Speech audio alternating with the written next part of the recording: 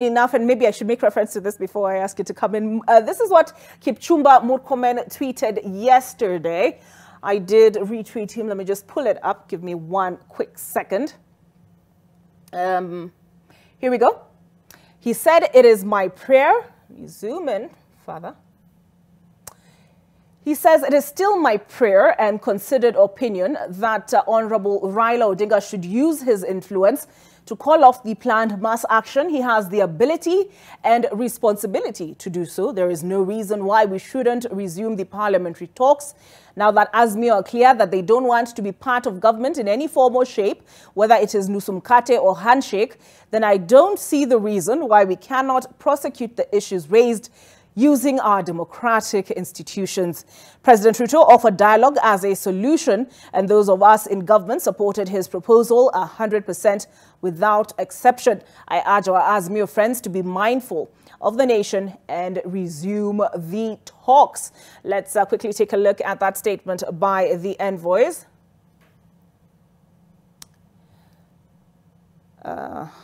Here we go. Joint statement by ambassadors and high commissioners in Kenya on demonstrations. "We are saddened by the loss of life and concerned by high level of violence, including the use of live rounds and the destruction of property during the recent demonstrations. We recognize the daily hardship faced by many Kenyans and urge all parties to table their concerns through a meaningful dialogue and resolve their differences peacefully to build the nation together, ensuring no further loss of life. We stand ready to support the parties in their efforts to find constructive and peaceful solutions." And the statement has been issued by the following ambassadors and high commissioners. I'm just going to name the countries: Australia, Denmark, Germany, Netherlands, Sweden, Ukraine, United States, Canada, Finland, Ireland, Norway, Switzerland, and the United Kingdom. So there we have that particular statement. Gentlemen, at this point, I will invite you to weigh in. It appears you're not the only ones who are calling for dialogue. There was an attempt at dialogue, the bipartisan talks. We saw how that went. But do you feel like your pleas are falling on deaf ears? And I'll start with you, Dr. Makanda. I don't think so. I think they're hearing and they're listening. Sometimes leaders also need to be aided to come from a corner that they may be hiding. So I don't think that our calls are being ignored. Appreciatively, both sides seem to be concerned with the welfare and the state of affairs in the country. And it's a very delightful thing to realize that both sides are asking for the same thing. But perhaps how to go about it is the problem. And the question that you have asked, will the can religious leaders, I think I rephrase it and say, will religious leaders instead of can. Because why will? I think it is it's just about time. It's not about ability. It is when will this happen? I do think that it's going to happen. Our leaders seem to be asking that we want a better Kenya. But one side is saying this is how to get a better Kenya. And this other side is saying this is how to do a better Kenya. So it's more a conflict in approach, a conflict in mechanisms of how to do it within the state. And that's the message that we are telling them. Both of you are saying the same thing.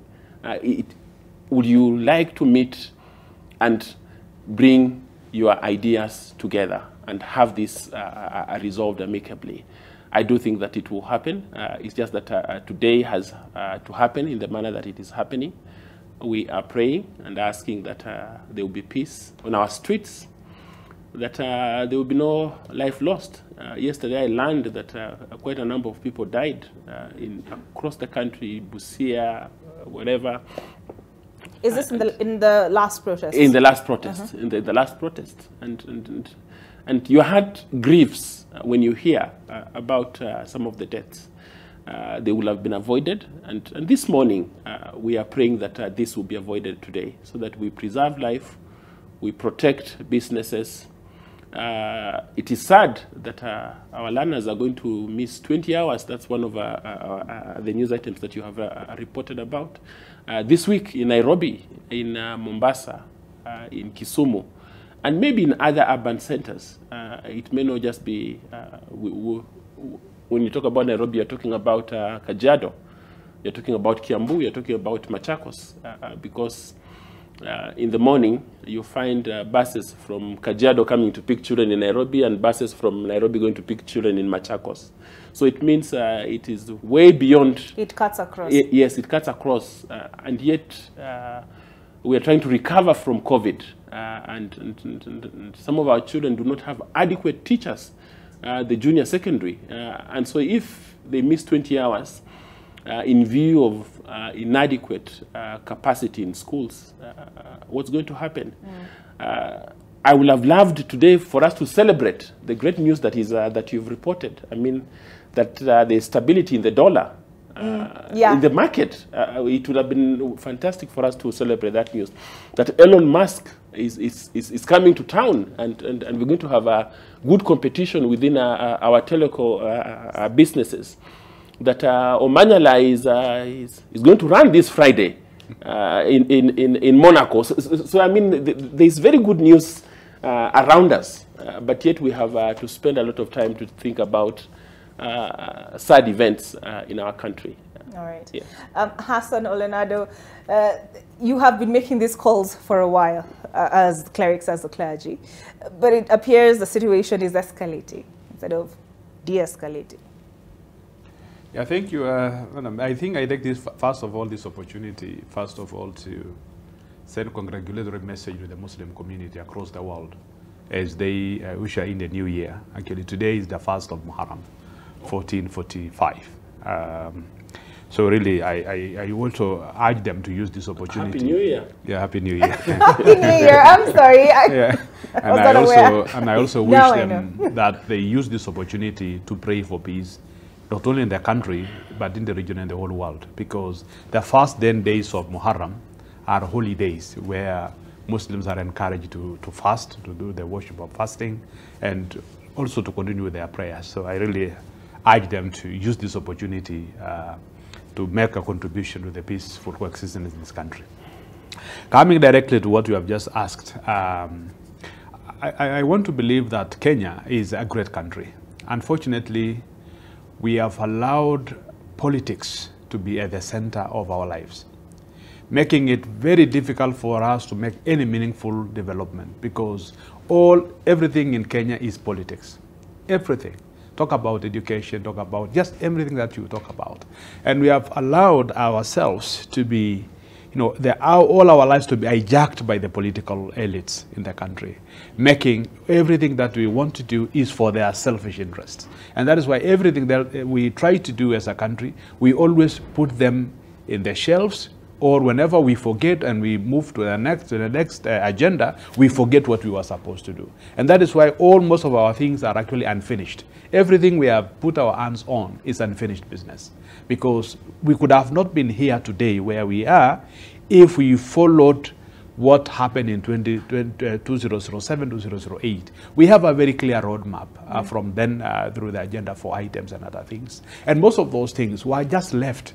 They are, apart from the Constitution 2010, that is something tangible that came out of that conversation, and other things have not been adequately dealt with to the satisfaction of many of the citizens. So what happens? From every now and then, these things keep on erupting like a volcano.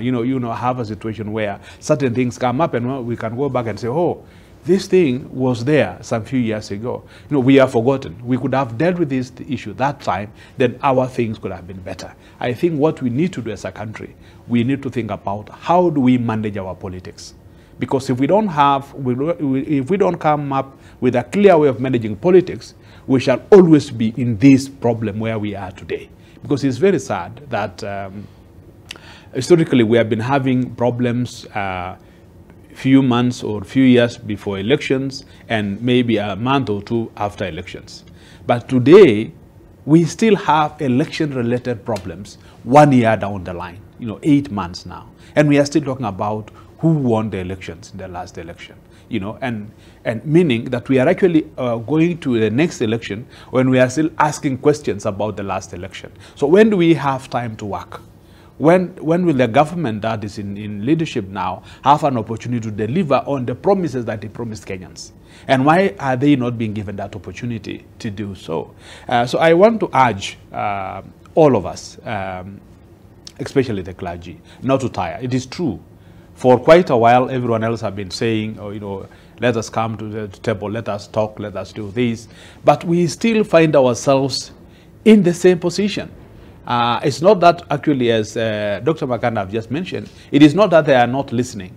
They are actually listening, but they are being very slow in actually acting on our request or on our persuasion that we need as a country to come to reason and say, for the interest of this country, because of the challenges that we have come, the challenges that actually we have been facing for the last years, how can we make this country better? Because we are coming from the period, the Corona period. We are coming from the economy situation, almost the collapse of the economy, not only the country but the global problem. So how do we come up as a country so that we can be able to address the few challenges that we are facing and to have our lives continue? Today, our children and our houses, the small hustles Kenyans are running have been paralyzed. You know, the transport sector is not going to make a contribution to the people who rely on that transport, on that sector today. The Chuakali, artisans, the Mamambogas, and everybody else. There is nothing that's going to happen.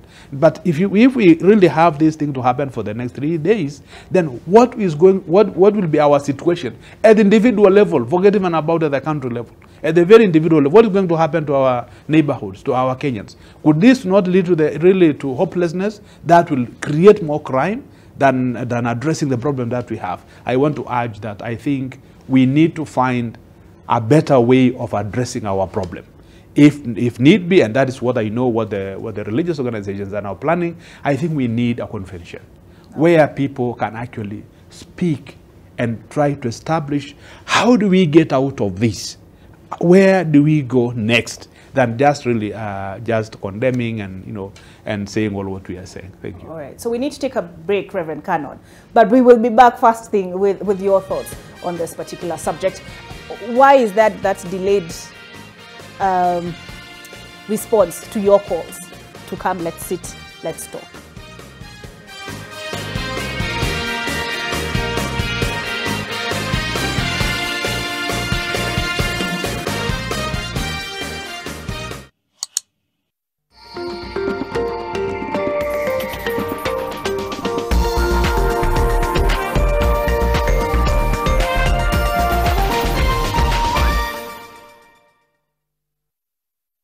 Nunua KPLC tokens, Bela charges. Only on Airtel Money. Dial *334#. Select Lipa na Airtel Pay Bill, then select KPLC.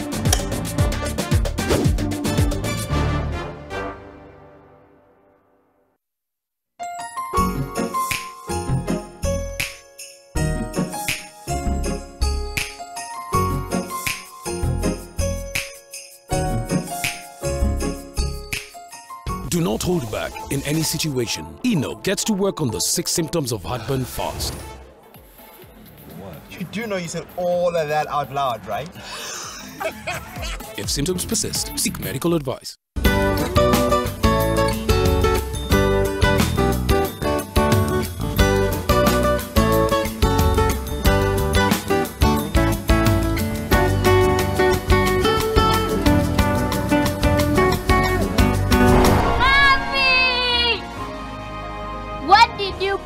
My shirt, a toss of lavender and a world of freshness. Wash your clothes with Toss Lavender to leave your clothes with a lasting, irresistible freshness.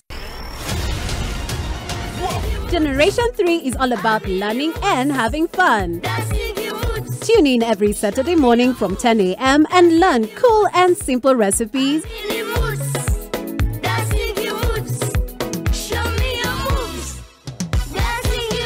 art, dance,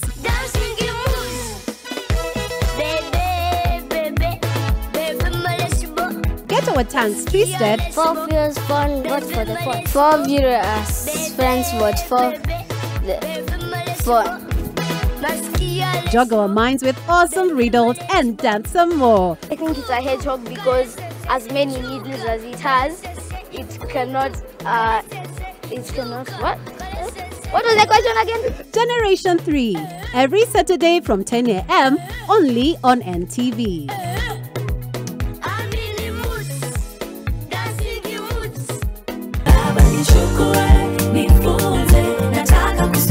Have you found your purpose yet?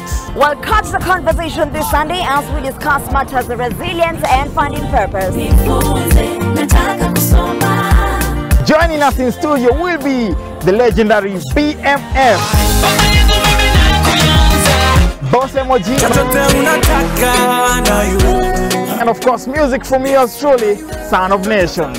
Save the date and let's meet this Sunday from 11:30 to 1 p.m. only on NTV. And this is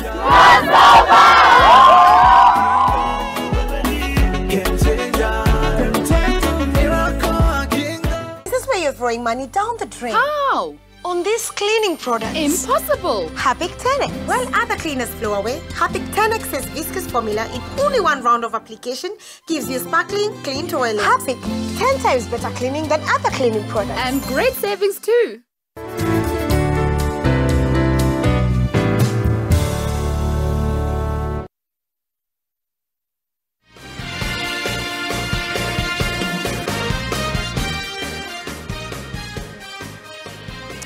All right, welcome back to AM Live. And this morning, this is the question we are asking with Reverend Canon Chris Kinyanjui, Hassan Olenado, Dr. Nelson Makanda, General Secretary, Evangelical Alliance of Kenya, National Chairman, SUPKEM, and General Secretary, National Council of Churches of Kenya, the road to reconciliation. Can the clergy broker the peace? Dr. Makanda says it is will the clergy broker the peace? Reverend Canon, has there been previously an instance where the clerics have intervened successfully in brokering the peace? Yes, thank you very much. I think first is to say and to call upon all Kenyans to note that we are all Kenyans and we all belong here, and therefore what happens in this country is something that we need to take a keen interest on. And the leaders that we put in office, we have to hold them to account. We have to keep talking to them. Sometimes they are not able to make the right decisions. Sometimes they delay, as you have said, about answering to the call that Kenyans are calling. But the religious leaders in this country have played a very key role. Right from independence, in demobilizing the Mau Mau and suing for peace. In the 60s, they were always there when there were disputes between the political parties then, trying to bring them together and mediate. In 1988, NCSK called for the return of the secret ballot, which was a key pillar of peace, which actually brought back now 1992 with a call for repeal of Section 2A, so that we can allow for multi-party. And when multi-party was formed, there was the risk that people are going to form political parties based on their tribes, which actually happened. And eventually now, from 1992, we have had about, I think, 8 elections up to 2022. Where you have multi-party democracy. Now, so the religious leaders have played a key role. In 2017, you saw the religious leaders again coming to work with government towards creating an IBC that was acceptable to both parties. You remember Isaac Hassan Commission was disbanded and so on. And in 2022, we were there in Bomas, witnessing to what was happening and observing. And we got a president. But the challenge is that in this country, there is a lot of polarization. So when you look at the outcome of the last election, the Kenya Kwanza government won with a very small margin. And the smaller the margin, the higher the doubt. So those who lost also with a small margin, neck to neck, as we say.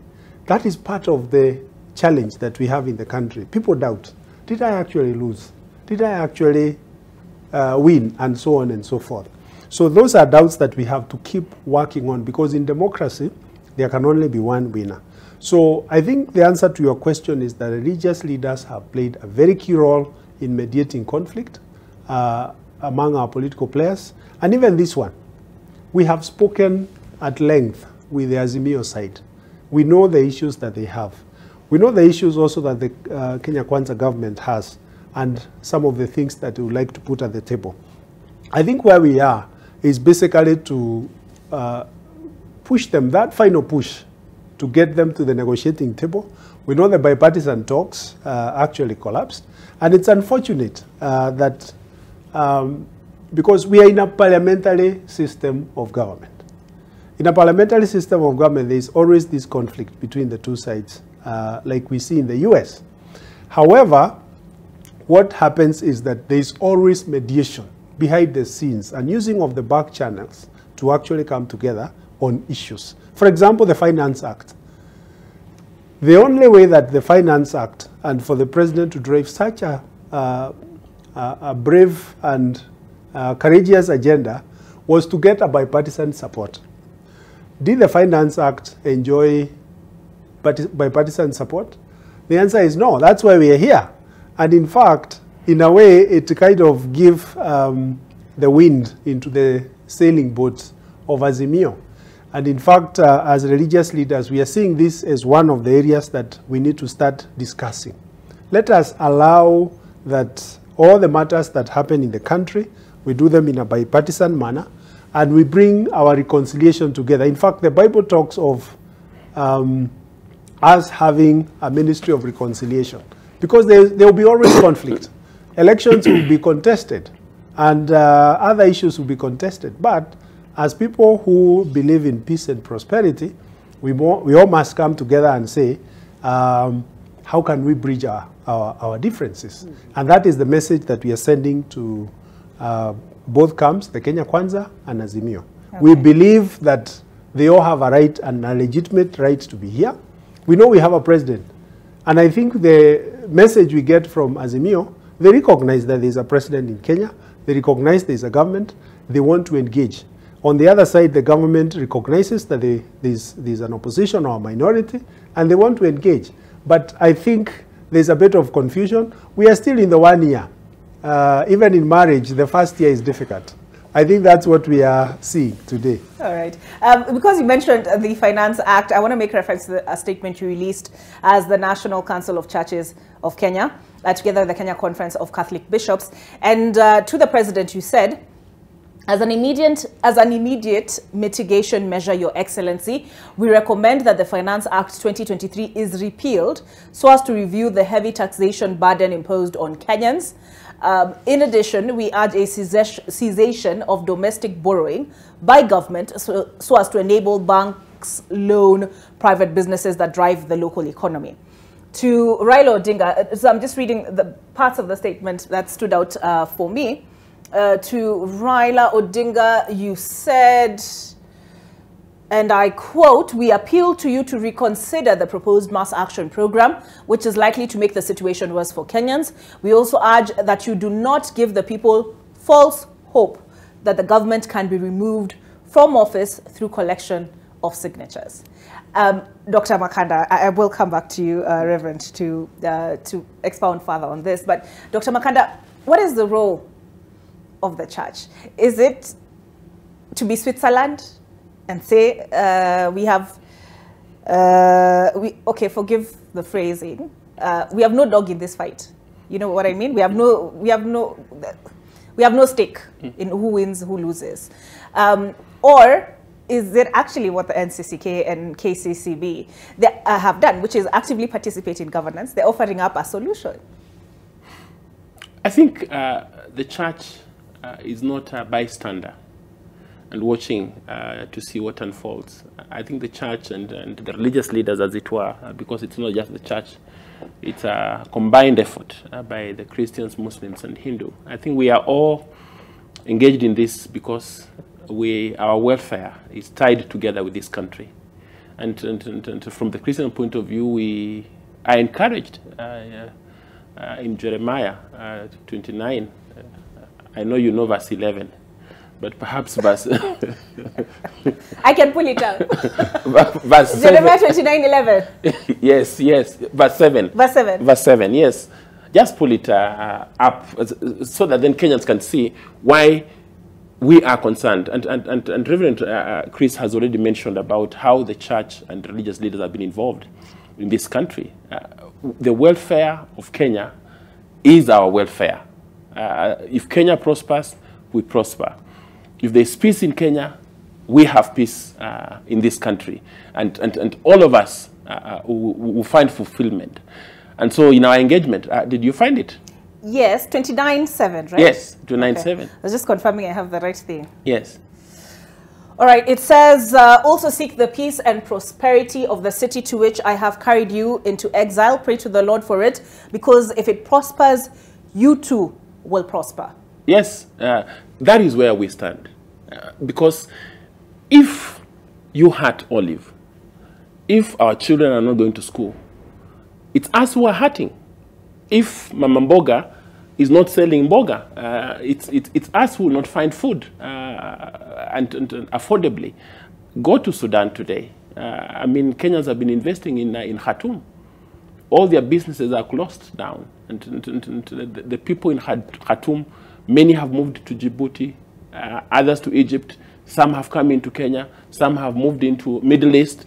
And so we are in this because our welfare is tied with this country.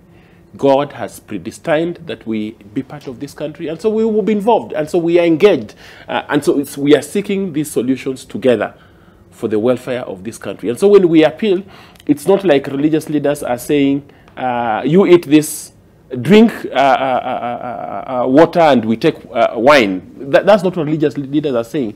We are saying, let's solve our problems as a country, because if Kenya is better, everybody's life is better. And coming to the statements that you have quoted from the National Council of Churches of Kenya, SUPKEM, and KCCB, EAK also issued a statement which you have. Yes. We have a consensus, and this consensus is that a peaceful environment makes it easier for us to resolve our conflicts. But a violent environment, it means that we cannot sit and talk with each other. We cannot hear each other. The noise is too much. Let's focus on the problem and deal with the problem. If the problem is the finance bill, then National Assembly should be invited into this matter. Yes, we acknowledge that the matter is before court, but there's nothing that stops the National Assembly to begin to weigh in, because National Assembly is the one that legislates. They can be able to recall and say these clauses A, B, C, D needs to be sorted out in a manner that affords Kenyans affordable lives. I mean, the court has already pronounced herself on this matter. It is possible for the government to say, let's waive the 8% VAT on fuel up to and until the court makes a determination. I mean, you've just mentioned today that the Chief Justice has appointed Justice Majanja, yes, and Justice Mugambi and Meoli to be able to preside over this matter. So it's going to happen, and it will happen soon. But in the meantime, can we obey the court order? I mean, it's as simple as that. Is it possible for us to say we will obey the court order because we are people governed by law and by the Constitution? And within time, the courts will resolve. If the courts don't resolve, can Parliament take over this matter? Because it is our welfare. It is not anybody's welfare. If we suffer, we all suffer. If it is debt, we shall all pay the debt. If it is the high taxes, we shall all pay the high taxes. But we must be thinking empathetically. What about the least amongst us? The poor, the ones who are homeless, the ones whose children cannot go to school, the ones who can't travel because the cost of traveling has skyrocketed. So we must also think empathetically, and so we are inviting our leaders, the president and his team, the Honorable Raila Odinga and his team, empathize with Kenyans, because these Kenyans are the reason you are our leaders. Okay. Yes. Were you party to the KCCB and CCK statement, Sukan? Yes, but there are two statements that were issued within a very short time of period. There was the first one, which was issued by KCCB and NCCK, and then there was a second one, which we jointly issued. All right. Was that the one you read yesterday? No. Okay. A previous one? The yesterday statement was RCK statement. Okay. There was one on Friday. There was one on Friday. Yes. I will trace it. Okay, but speaking of the Evangelical Alliance of Kenya statement, you had 8 recommendations. Yeah. I'll quickly highlight them. One, that both sides appreciate the fact that their actions are supposed to be for the welfare of the Kenyan people. That being the case, we urge there be a cessation of political hostilities. We invite our leaders to speak with and to each other, not at each other. 2, that the protests and demonstrations are indefinitely called off to allow space and give room for dialogue and peaceful consultations. This is the reasonable thing to do. It is not cowardice, but leadership. The opposition to act in the best interest of Kenyans. Kenyans have their hope in you to truthfully engage the government, put forward alternative solutions, and ensure that every Kenyan's life is protected rather than risked or destroyed. Parliament to work together for Kenyans rather than their political parties. If Parliament did this, people's views and plight will be taken care of by their representatives. We urge our members of Parliament to represent, oversight, and legislate for the sake of Kenyans. 5, the government to listen and take heed of the cry of citizens and provide short-term targeted solutions that cushion mwananchi from suffering, as well as put in place long-term solutions. Most Kenyans are at a crossroad. They have no help. Let the government act mercifully, not ruthlessly. Kenyans to exercise patience, love, and solidarity towards one another. Good things don't come easily and quickly. Hard work and patience pays. We therefore urge Kenyans to keep working hard and foster resilience. Find something and do. It may not pay today, but it will mature. Those who can access some land, go back to the farms and plant something. Let there be crop growing businesses or some work under your care. This is how we provide for our needs. The Lord will bless the work of your hands. Just 2 more. State organs to bring to book all those who may be culpable of committing offenses against Kenyans, especially during demonstrations. And finally, the church, all Christians and Kenyans to turn to prayer. When we needed peaceful elections, we prayed. When we had severe drought, we prayed. In each of these cases, God answered our prayers. He shall answer our prayers. Let us go to our knees. Hassan Olenado, for when the Switzerland question, right? So when we come to our houses of worship, we're looking for respite, quiet from the noise outside the sanctuary.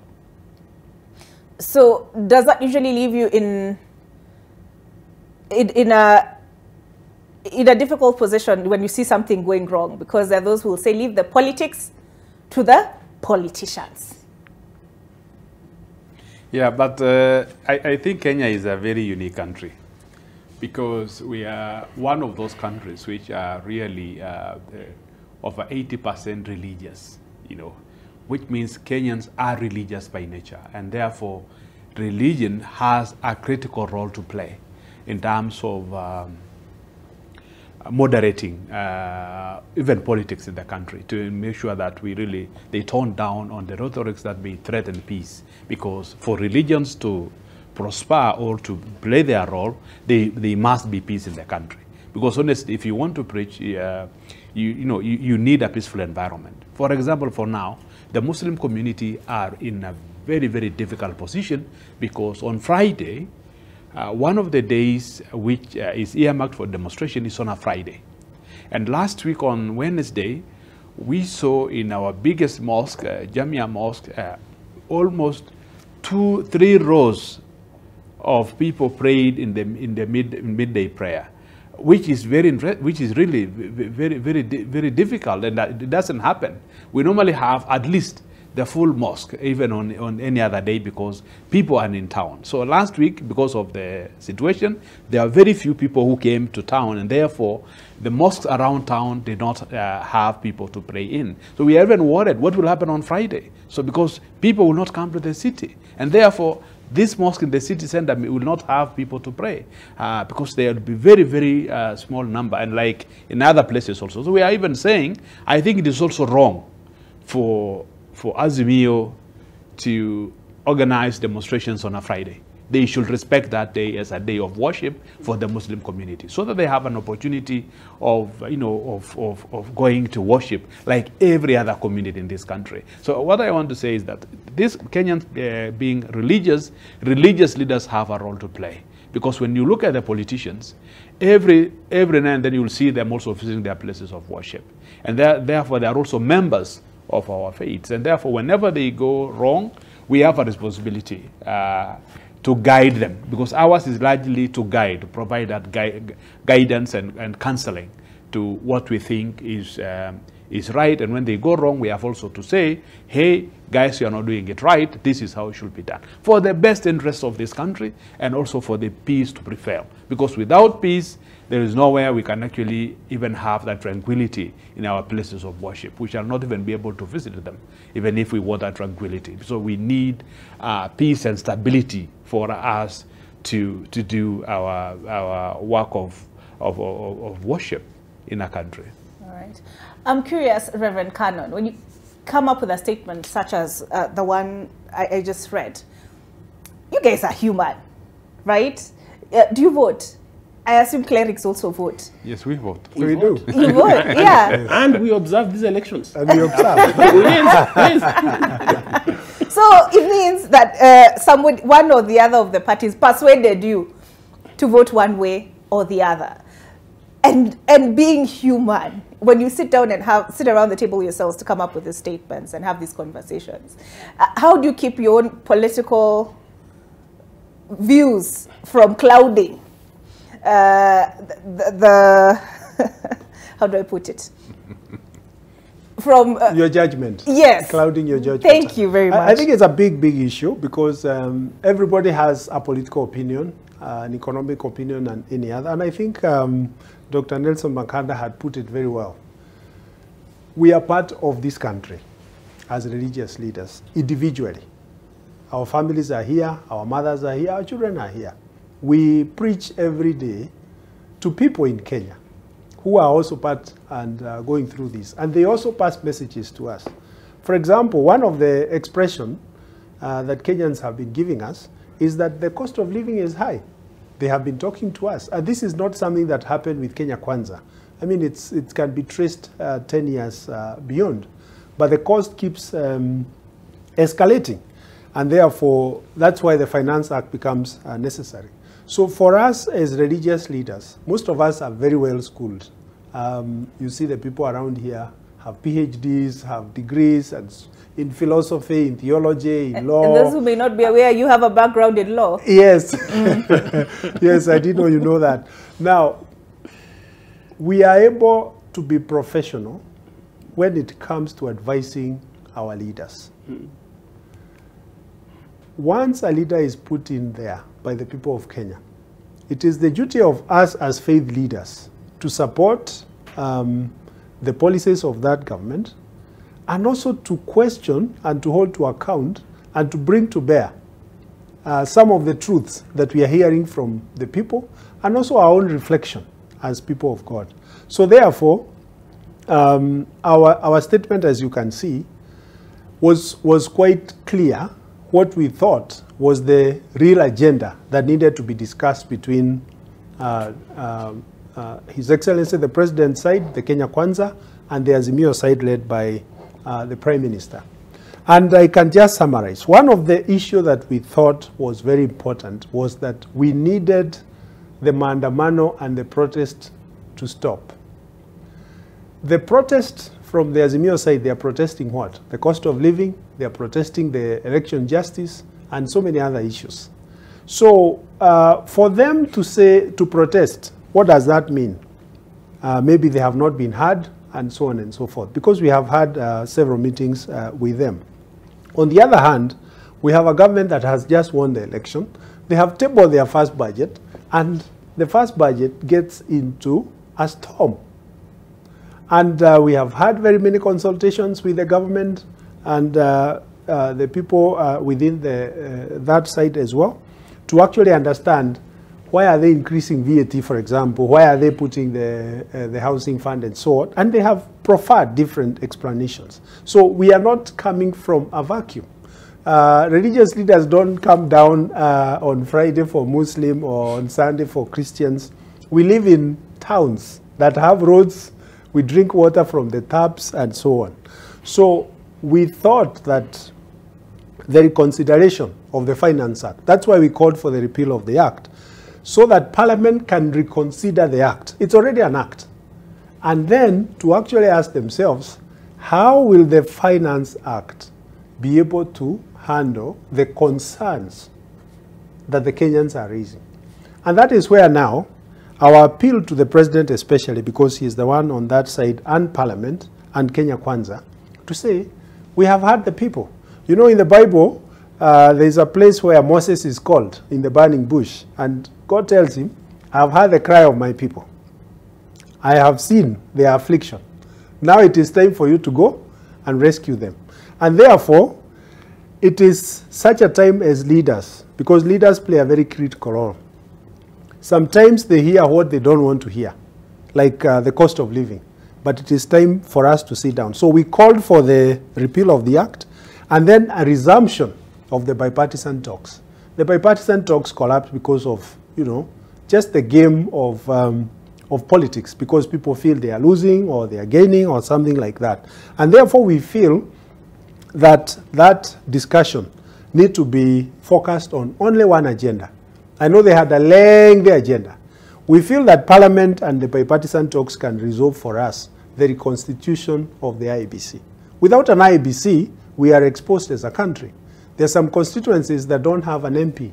There are some areas, wards don't have a ward representative. And you know, only IEBC can conduct elections in Kenya. So, and we know that the removal of the previous commissioners is still an issue, and we are all talking about an election. So election in this country is one story that never stops. And I think we haven't closed any election since 1992. And you'll be shocked. Before 1992, from 1960 to 1992, we never used to have presidential elections. The president used to be elected bila kupingwa. So let us also not beat ourselves so hard. We have tried. Okay. We have scored an A. All right. Yes. Dr. Makanda, with these last elections, there was a view, at least from the Azimio side of things, that the church in particular was compromised. Statements were made with regard to Jackson Ole Sapit, Archbishop. Yes.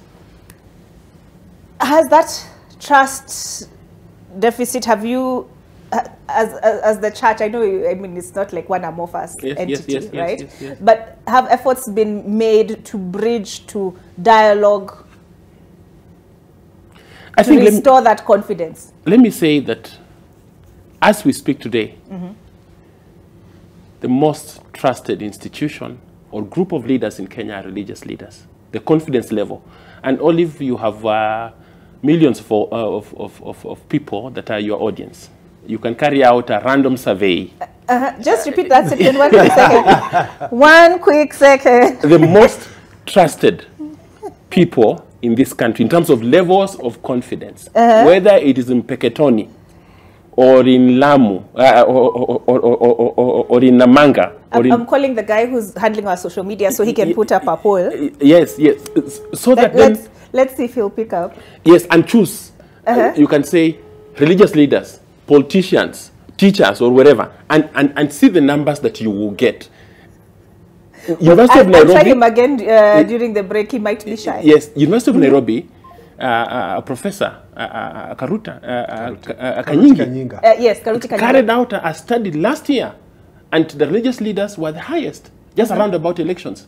So as we begin to talk about religious leaders, these are people who are serving our mothers, they're serving our fathers, they're serving our children out there. They are the most influential group of leaders in this country. And that's why perhaps politicians find it easy to coalesce around them around elections.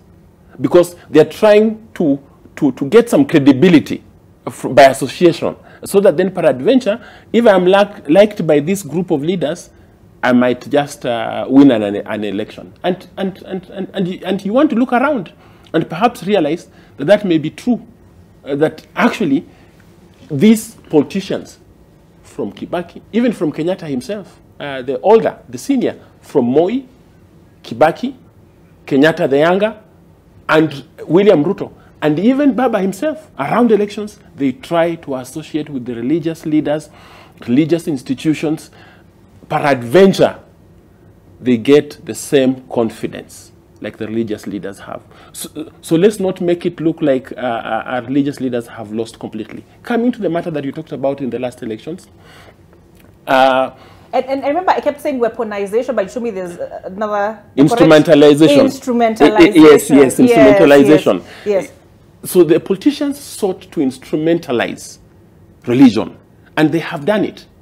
In 2007, there was an MOU between the Muslims and that time, was it NASA or was it ODM? I can't remember the name.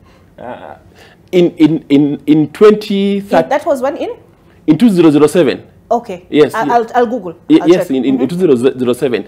In 2013, people went around praying over, was it the Hague? Yes. The Hague issue. Over the Hague issue. But you realize that it was done in churches and in places of prayer. In 2017, the same thing. In 2022, the same thing. So you realize that there is a lot of clout around religion in this country and on the continent. So it's not something that we want to despise. Perhaps we should ask, how should religious leaders be helped to ensure that they conduct their affairs in a manner that they realize that within their congregations, there are people on both sides. Voters are scattered. There is no single congregation in this country where you will go. Even if you went into the interior of Muranga, you will not find unanimity about a candidate, about one candidate. You realize this one is liked, this one is not liked. So religious leaders need to be conscious about that matter.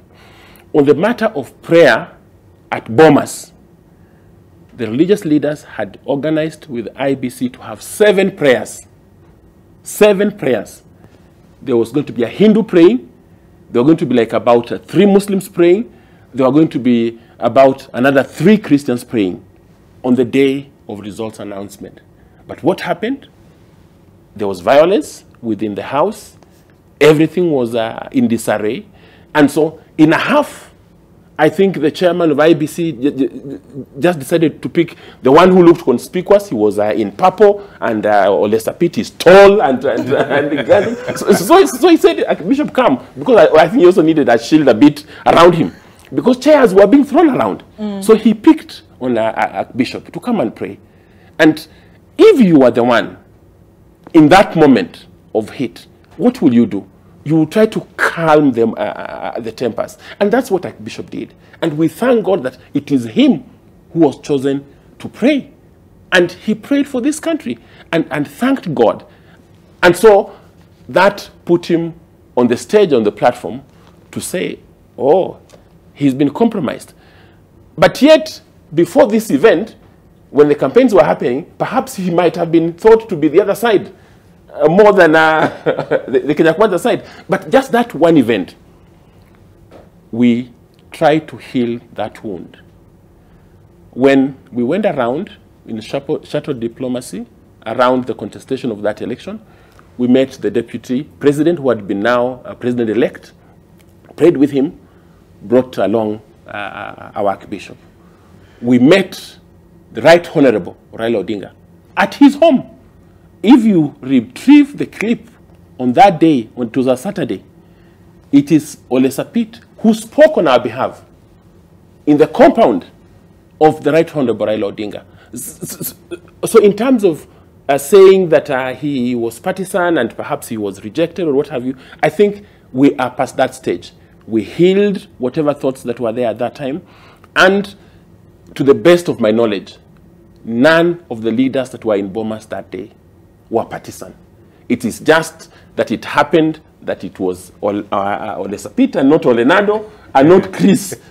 We were all there. Yes. And we were all of us to pray, by the way. Yes. Yeah. We were all of us lined up for the prayer. For the prayer. All right. But we couldn't have 7 prayers that day. Yeah. We needed to announce the results. I think the chairman panicked and he felt, I just need to release these numbers immediately because I don't know what's going to happen, because there had been a threat to his life.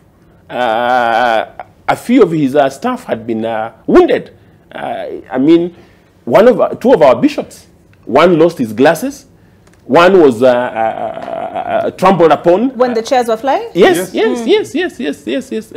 Bishop Obala and Bishop Rotich of and the chair of Hindu Council, and Sujata.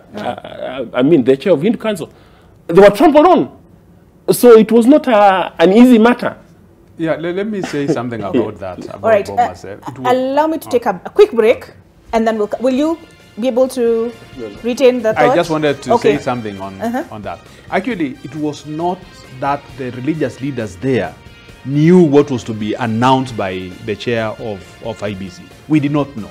We were there on our own right as observers. So we did not go to the Bomas under the invitation of anybody. But we went to Bomas as observers of the national elections, independent. But now as our role as religious leaders, we were also given an additional role to lead the prayers because Kenya is a very prayerful country. That is the only reason that we were in Bomas. All right. We continue with this conversation on this other side of the break. I beg your pardon, Achoka ndo yuko digital. Achoka na kupigia unieke hiyo poll on our social media platforms. And speaking of instrumentalization, remember the chants ni maombi, si uchawi, the conversation. No, the poll will be scientific on the other side of this break.